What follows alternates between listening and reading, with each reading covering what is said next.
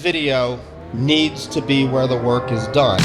The Video at Work podcast. Everything we do as consumer for the last decade, we do it with video. Why don't we do it at work? Welcome to the Video at Work podcast. I'm Paul Sparta. Today's episode is a cross-post with Aragon Live. I had a great conversation with my good friend Jim Lundy. We discussed all of the great things that you can do with AI and video these days, and it's very much worth listening to. Hope you enjoy. Hey, good morning, good afternoon, good evening. Today, we're talking about the shifting landscape of enterprise video. I'm Jim Lundy, founder and CEO at Aragon Research. And today, we've got our guest, Paul Sparta, who's the CEO of Vbrick. Paul and I've known each other for many, many years because he was the founder of another company that he'll talk about. But Paul, it's great to have you here today. We're going to be talking about the shifting landscape of enterprise video, a market that's evolving rapidly. And really part of it's due to the use cases that were kind of like popular 10 years ago are not the use cases going forward for the next 10 years. So Paul, it's great to have you here today. Yeah, great. It's great to be here. Love to chat and catch up on all this stuff. And Paul's going to talk a little bit about himself. I want to just kind of like do a quick intro for the audience. Paul has been involved in scaling enterprise technology firms for his whole career. And Vbrick is one of the leaders in this market. And Paul, like I said, you were the founder of a company called Plateau, which I know you'll talk about. But can you just give the audience, in your words, an overview of yourself and also of your current company, Vbrick? Sure, happy to. And, as you had said, I was, prior to my role at Vbrick, I was last in the CEO chair at Plateau Systems, which we sold to SuccessFactors back in 2011, and then SuccessFactors got sold 6 months later to SAP, and I think that's been a terrific success story for them over there.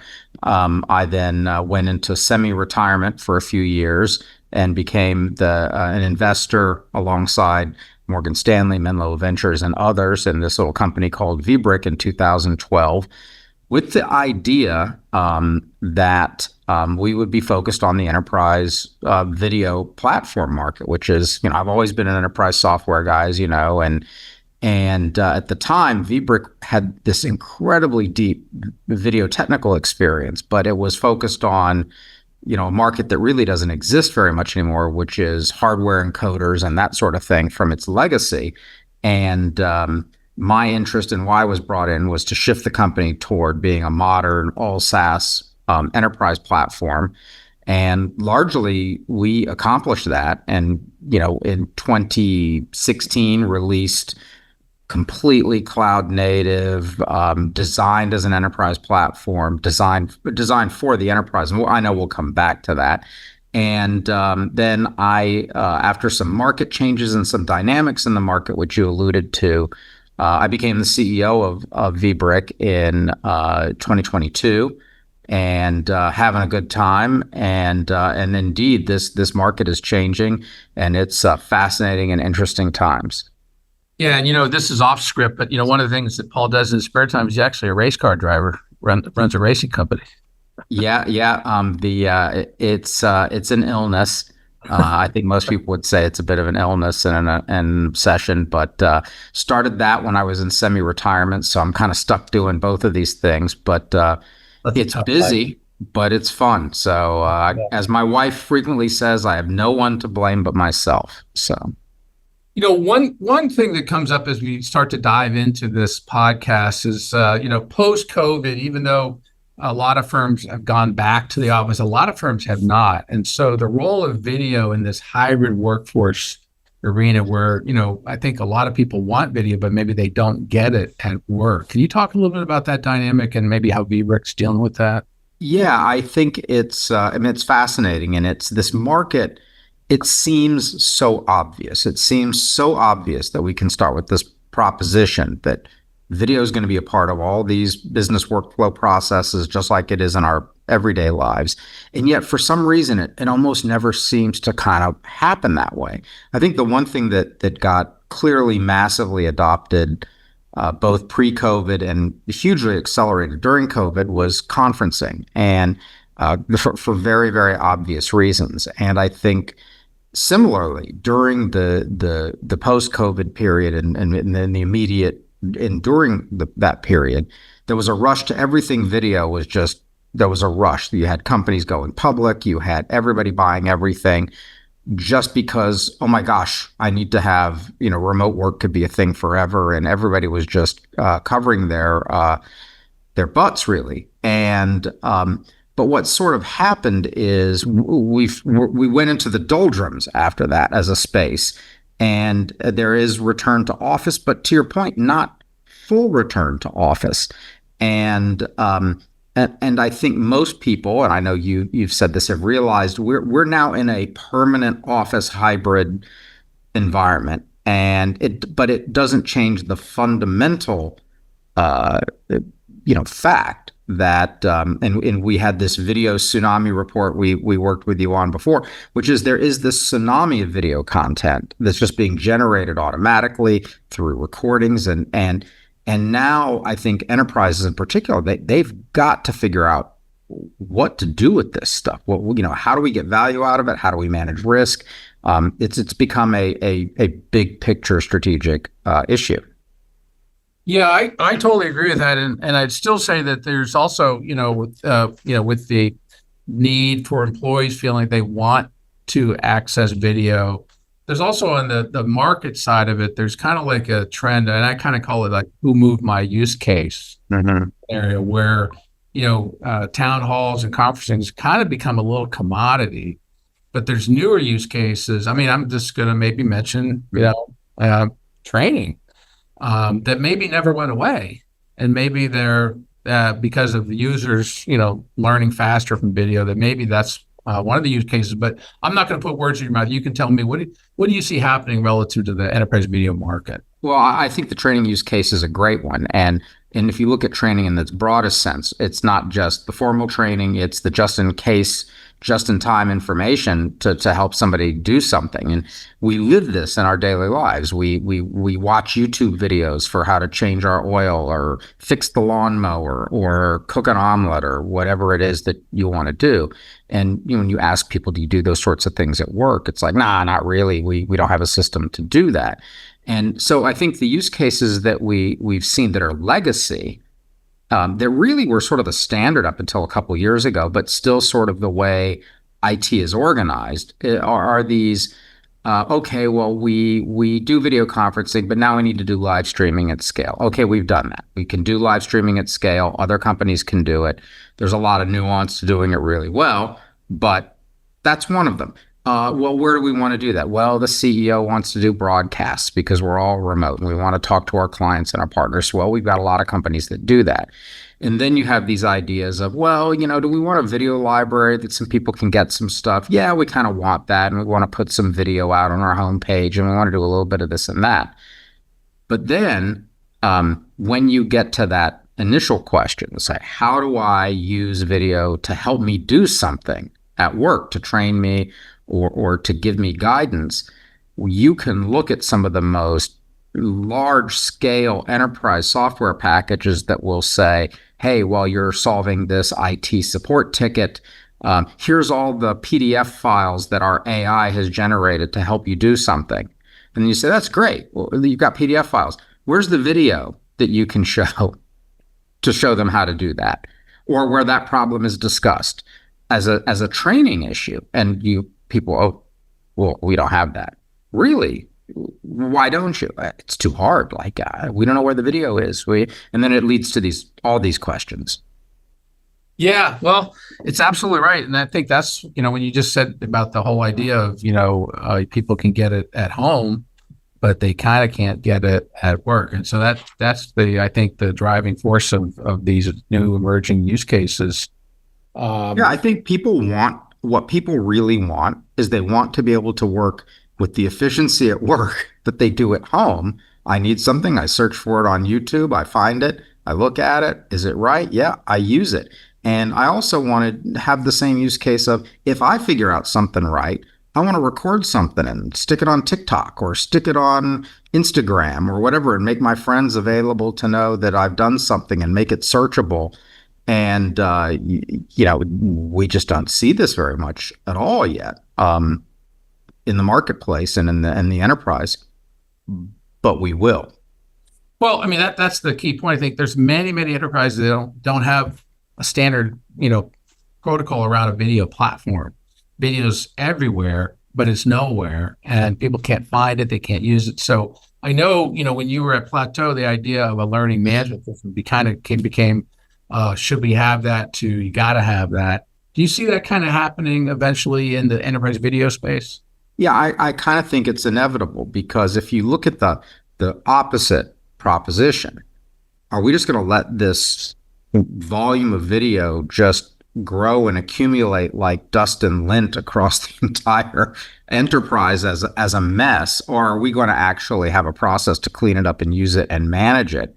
And what has really utterly changed in the last 3 years is the fact that AI and the ubiquity of really powerful cloud AI platforms has allowed us to clean up the mess.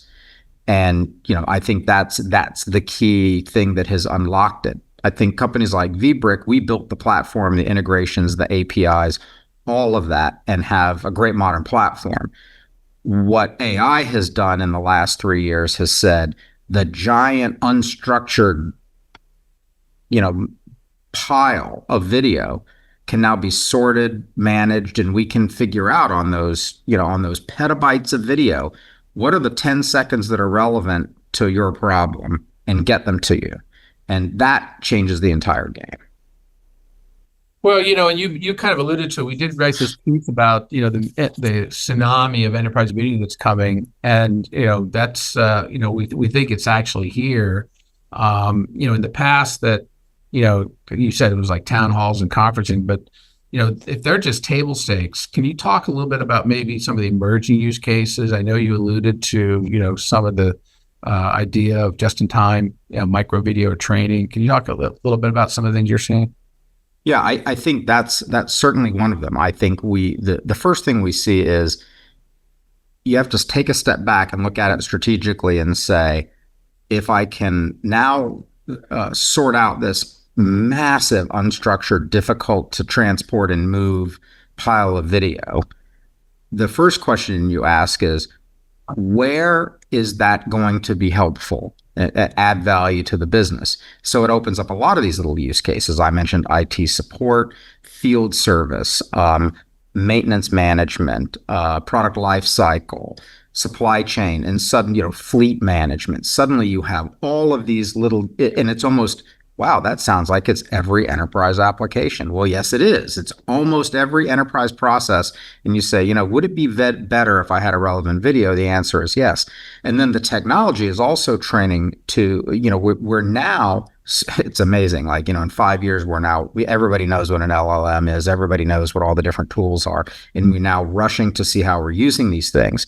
But one of the things that you've been visionary on at Aragon for a long time is, the image analysis. And now when we're seeing these large imaging models and now really being able to understand what does the image tell us, not just the words, opens up even more use cases and the need to have a central, open, secure repository to move all this information to the process that needs it. Well, that's exactly right. I think if you don't have that central video platform, then the AI engine can't find it. So that's kind of a self-fulfilling prophecy, I guess. That's exactly it. You can't just keep all this video in all these different silos and hope to move it around. And the funny thing is that the enterprise has already established we don't want all our unstructured data in 30 different places. We want to put it in a central repository, whether it's Databricks or Snowflake or Box or wherever. We want to get that stuff organized so we can now use all these great AI tools to sort it, identify it, and allow it to be moved to where it needs to go.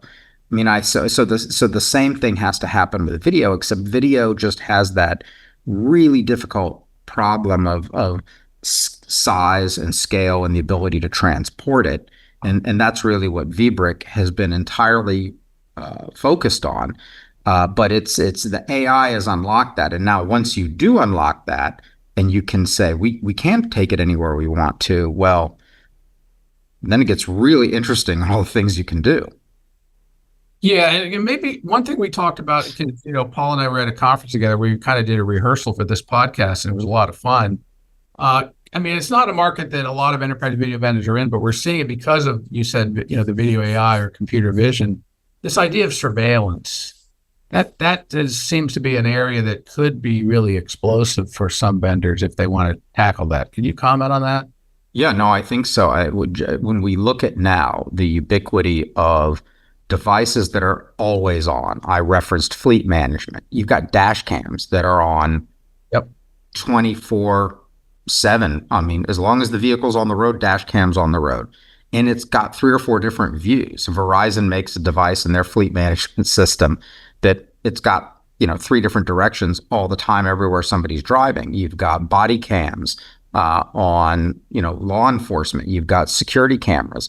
And while there have been always the presence of specialized image analysis and usage of that information, it's been very siloed to these highly specific use cases. And all that does is limit the value. At the end of the day, keep doing those use cases, but let's get all that content in a broader repository so we can decide, what of this video can we destroy? Even that, the video is being generated at such a rate that just having an intelligent policy on destruction or archiving, if you can't destroy it, is a big valuable process. So, that is a case where without the AI and without the image analysis, you'll never get the value out of something like body cam footage because humans cannot process it and look at it and sort it fast enough. In fact, that's another segue because we mentioned surveillance, we mentioned AI. You've got AI in your Vbrick platform. Can you talk a little bit about you've been doing this for a few years? How it's been working for you, and your vision for your platform. Yeah, one of the things that most companies do, and that we've seen, as it comes to AI, is they want to be flexible and use the models that they'd like to use. I'd like to say that was easy for us to do, but we're pretty much an AWS Anthropic shop. And the reason we isn't because we don't think that there aren't a lot of great AI models and you shouldn't be as open as you can be. We do. It's because the necessity to work and move the video. It's still the transport of video at resolution. How do you move it around safely around networks is still a major barrier to entry to doing this. And it's one of the reasons that video has been a bit held back in terms of adoption. And because of that, we focus on one platform. But on the flip side, MCP, which is the protocol for AI to basically interact with one another and these models to work cooperatively, which we've seen aggressively adopted by many of the biggest companies like ServiceNow and Salesforce and others, allows us to harmonize what our AI does with what anybody else's AI does. With I think surprising ease and efficacy. And while it's still early days with MCP, it's the direction going forward. It is what I think the strategic IT imperative is. We are now flooded by a universe of unstructured data. We need AI to help sort it out. Video is one of the big pieces in imagery of that unstructured data. And we have to have strategic capability to analyze it, put it together, allow AI to harmonize with whatever the specifics of our business or our business problem is or our business cases are, have it harmonized together, and then just get the right content to the right people at the right time. That's the game. And now we realize we can do this, but it's a big, giant problem. It's a big, giant effort to get there. But once you get there, the value is mega. Yeah, and one follow-on on that is like you kind of alluded to at the beginning where we talked about just indexing, words, but now with AI you can index more more of what's actually going on relative to scenes and all that. Oh, absolutely. And initially that's going to be computationally expensive. It is right now. Vbrick's been as you know, we've been a leader. We've been doing facial recognition and identity recognition for multiple years now. I think 5+ years. But it is computationally expensive. You don't want to do it against every little bit of video that you're creating. But what's just like with LLMs, the technology is getting massively improved. The cost per transaction is going to go way down. And it is going to open up cases where we're going to start seeing as a regular basis things like we want to monitor, we have constant moving, we got a drone flying up and down the pipeline and it's just running video. And the drone might see something. I recognize that. That's an irregular rust mark that isn't normal, and immediately it flags that. That's the kind of cool use case that the improvement in these image models is going to come out with. And right now there are some tools that do that sort of thing, but they're very, very verticalized and specialized. And what's going to happen is in 5 years it's going to be every smart person is going to write an algorithm to say, this is how we've got a new way to add to the image model to recognize this other behavior. And we're going to be able to automate this stuff. From Vbrick's perspective, what it means is we're going to get more and more video piled in. And we're going to be told, it's not just good enough that it's 1080p. It's got to be 4K. So that's 4 times the storage. So suddenly the problem, gets bigger, but the technology improves even faster to help manage it. Well, and speaking of that and access and all that sort of stuff, one of the things that also comes to mind when you're dealing with a global audience is the fact that you can do auto translation. And then that's becoming a bigger global issue of like not being able to worry about it's only in English or French. Oh, absolutely huge. And for us, it's now 85% of our customers transcribe and translate almost everything. No one wants to say as a global entity, well, you got to do it in English, even though in a lot of enterprise software, as we know, that's been the norm for 25, 30 years of, pick a couple languages and that's what we're sticking to. But we don't have to do that. And these models are so sophisticated that they're doing a lot of things natively in other languages. I mean, English still predominates in terms of LLM processing. I think that is a known thing. But once we get the content we need, getting it translated now is really simple. And we've got some new cool things like live dubbing. That is one of the coolest things we can do now, dubbing or transcription and subtitles to many languages. I mean, it's up there in the 40 or 50. But doing live, and we can do dubbing in recorded video, but live dubbing is coming soon, which is crazy. That you can imagine I'm speaking in Chinese and with a 3-second delay. And it looks like it's probably like a 1970s film or something like that, but it gets the message out. Yeah. Oh, yeah. Yeah. Well, look, there's obviously a big shift going on in this market. And Paul, looking ahead, what's on the Vbrick roadmap? What do you see as you push into these new frontiers? I think there's a few things that are really, really going to be important. One of them is going to be these image models, which we've already alluded to. We're now in the throes of language models and words. So clearly transcribing and speech recognition is now super stable. So transcribing and translating and then using the words to help target and refer back to targeted videos, what we do right now. But to your point, the large image models, and there's some early stage companies that have massive investment that are focused on the visual component of what we've done with large language. That's going to change the industry, and we need to be there ready to adopt those use cases as quickly as we can. The second thing that we have a big initiative on is something we call verified authentic that we're going to talk about. We've already issued a press release that it's coming, but with this ubiquity and content, a massive amount of content that gets generated, the idea of deep fakes and what is not valid or verified or authentic information is a huge problem. And we have identified a way to, rather than focus on detecting what might be fake, that's something that we need to do. But that's a space race between those who wish to create false content and those who and when I mean false, I mean deliberately trying to lie and to create a false information that is assumed to be true. And that will be a giant space race of countermeasure and detection versus creativity on the part of bad actors. We intend to flip the script rather and say, how do we make it so that we can identify the validity of the source of every content that you want to look at, so that when let's say you own a BMW and you want BMW content, if it shows that it's verified authentic, you have a guaranteed method to understand that is absolutely from BMW. It isn't faked.